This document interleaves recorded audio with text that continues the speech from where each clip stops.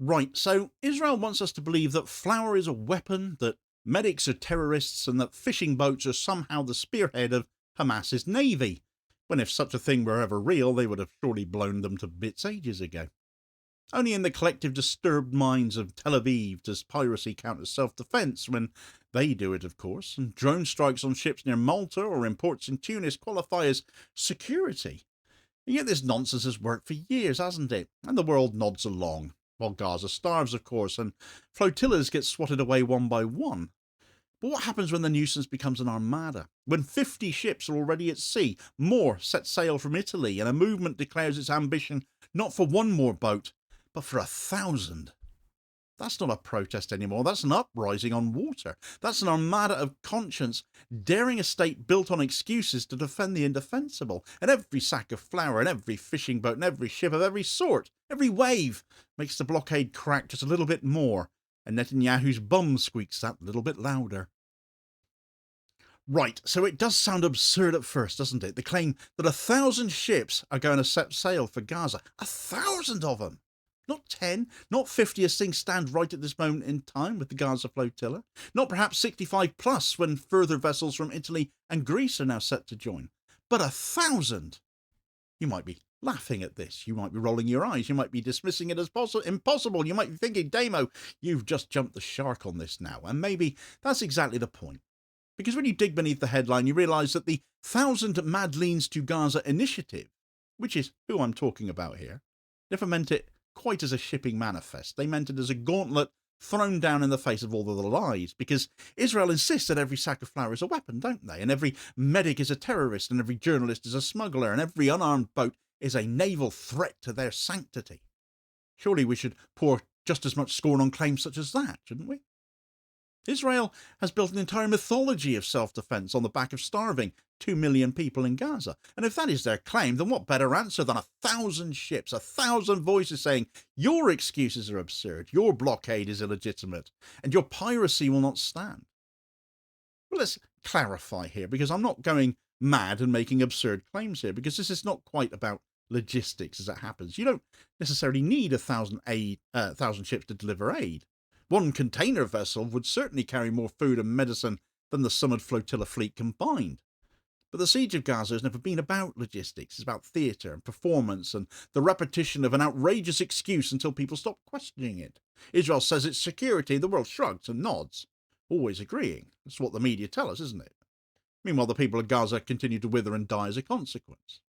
That is why the ambition of 1,000 ships matters, because the only way to beat theatre is with counter-theatre. The only way to break a performance is with a spectacle so vast that the lie can no longer survive.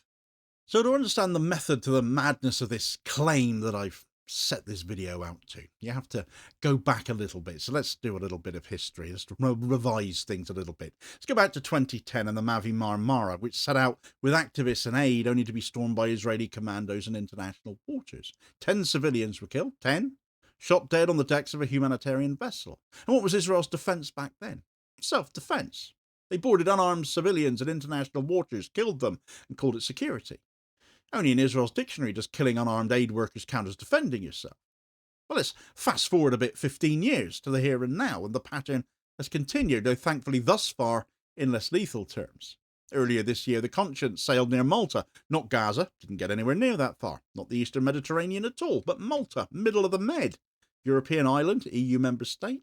What happened? Drones, unidentified, unclaimed, but surely unmistakable. They harassed the ship, they disabled its systems, they forced it to abort. Israel didn't even bother to deny it, though neither have they actually ever confirmed it. Who would stop them anyway? Malta certainly didn't. So now we live in a world where a state can sabotage humanitarian vessels in seemingly European waters, or just outside of them, and call it security.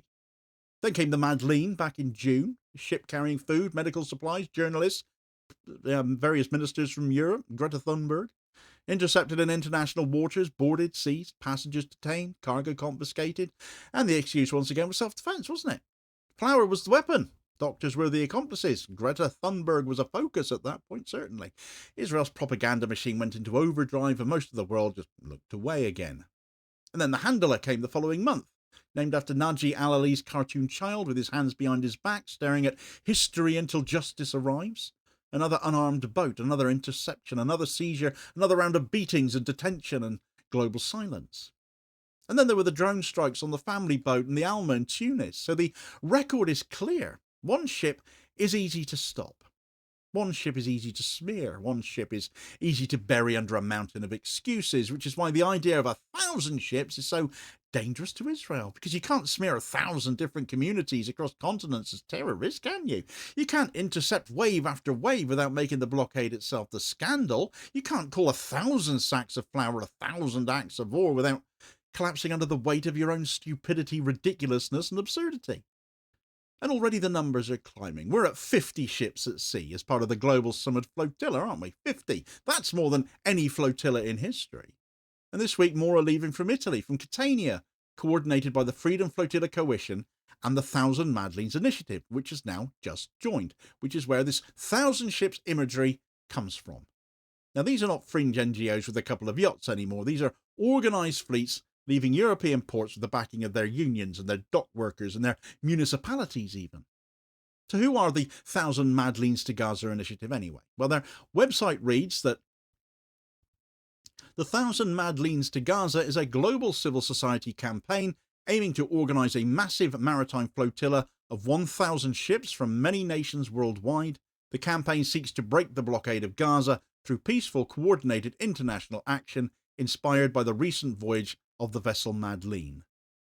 So they're a pretty recent development, therefore, yet are again an independent coalition of volunteers, activists, and humanitarian workers aiming to organise a peaceful flotilla of 1,000 ships coming from all over the world to break the blockade, provide aid, and show solidarity.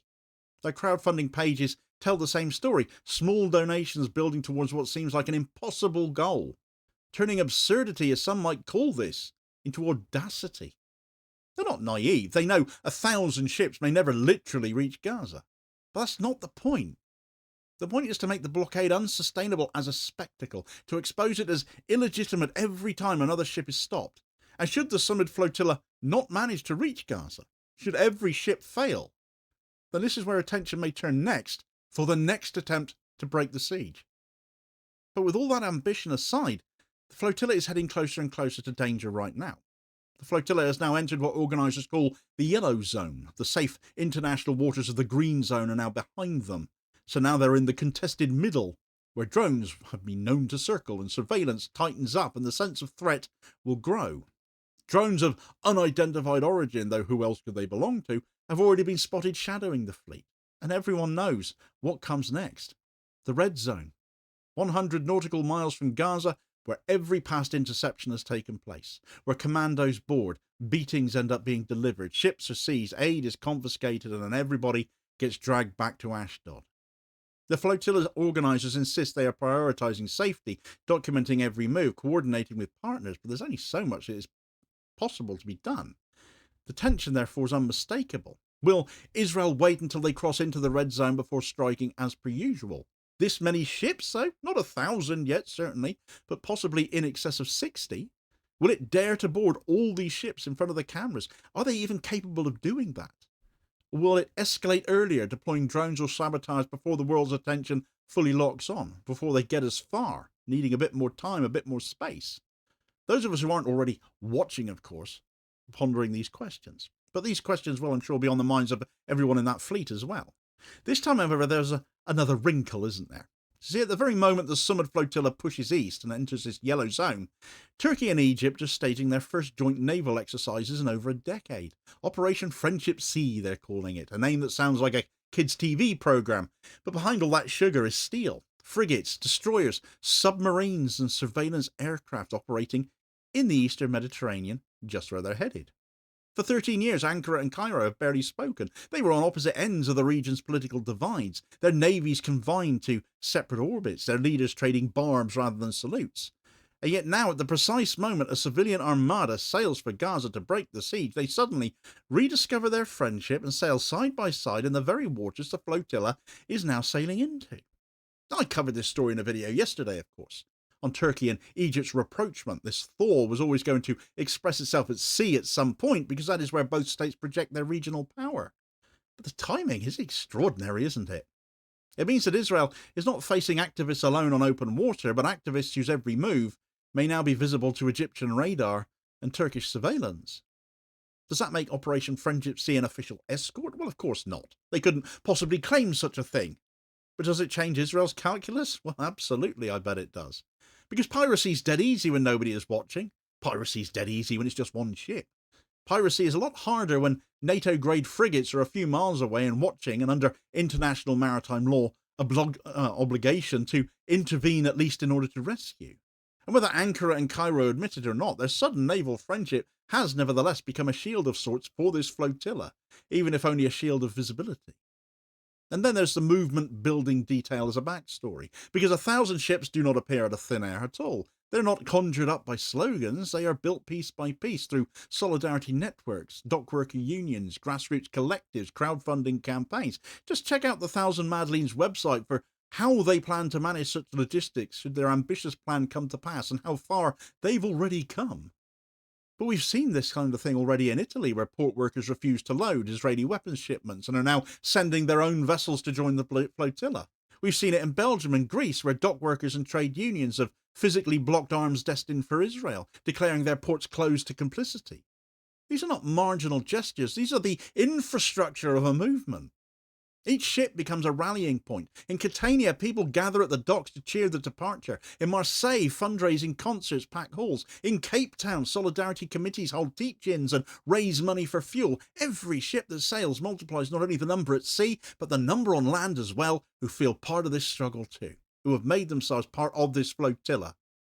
This is the power of the 1,000 ships ambition as well. It's not just about steel in the water, not even the reality of the number of ships that ever get achieved. It's the people in motion, each vessel an extension of the movement that built it. And this ties back directly to those other videos I've made as well. Remember when we looked at the Italian dock workers' refusal to load weapons, or when Belgian unions blocked arms for Israel? At the time, those felt like isolated acts of defiance, but put them in the context of a flotilla, and they become pieces of a much larger puzzle now, don't they? A puzzle that once assembled becomes a picture of 1,000 ships. Because every refusal, every blockade of arms, every union vote, every crowdfunding campaign is another plank on another vessel. This is not fringe anymore. It's global, it's cumulative, it's irresistible. And so we return to the central question. Are 1,000 ships really needed? For politics, yes. For solidarity, yes. For the performance of legitimacy, absolutely. Because the blockade is sustained by excuses. That flour is somehow a weapon, that deadly drones are justified as defence, that piracy is a measure of security, and the only way to shatter those excuses is to expose them again and again and again for as long as it takes until the pretense collapses. That is what 1,000 ships promise. Collapse of Israel's lousy narrative. So here we are, 50 ships already sailing, more joining from Italy, drones buzzing overhead, now entering the yellow zone, the red zone awaits. Turkish and Egyptian warships are on the horizon performing exercises, beginning today as it happens. Dock workers and unions fueling the journey from home, and the ambition of 1,000 ships still echoing louder each time another vessel leaves port, not just because that movement has now joined the flotilla, but because of their own plans for the future if needs be. The mind-boggling scale of their ambition notwithstanding. This is not just a flotilla anymore, it's an armada of conscience, daring a besieging state to reveal itself. And the blockade, once presented as unbreakable, looks very brittle right now. Cracks are showing, the excuses are collapsing under their own weight. The only question left is how far Israel is willing to go to defend the indefensible this time, given what they face. Will it board and beat activists under the eyes of foreign navies? Will it strike in international waters again, this time against dozens of vessels instead of one? Will it call every sack of flour a weapon again, every medic a terrorist, every unarmed civilian a threat, and expect the world to nod along this time? Or will this be the moment the blockade, so long maintained by fear and silence, finally falls down? Because in the end, that is what 1,000 ships means. Not a literal fleet, but a collapse of pretense, a shattering of excuses, a blockade cracking before the eyes of the world, an armada of conscience sailing against a dam of cruelty, daring the lie to break. And once the cracks appear, once the collapse begins, no amount of drones or excuses are going to hold it together. For more on the coincidental and inadvertent presence of those Turkish and Egyptian navies right in the path of the flotilla, just as it's getting towards Gaza, do check out this video recommendation here as your suggested next watch. Please do also hit like, share, and subscribe if you haven't done so already, so as to ensure you don't miss out on all new daily content, as well as spreading the word and helping to support the channel at the same time, which is very much appreciated. Holding power to account for ordinary working class people, and I will hopefully catch you on the next vid. Cheers, folks.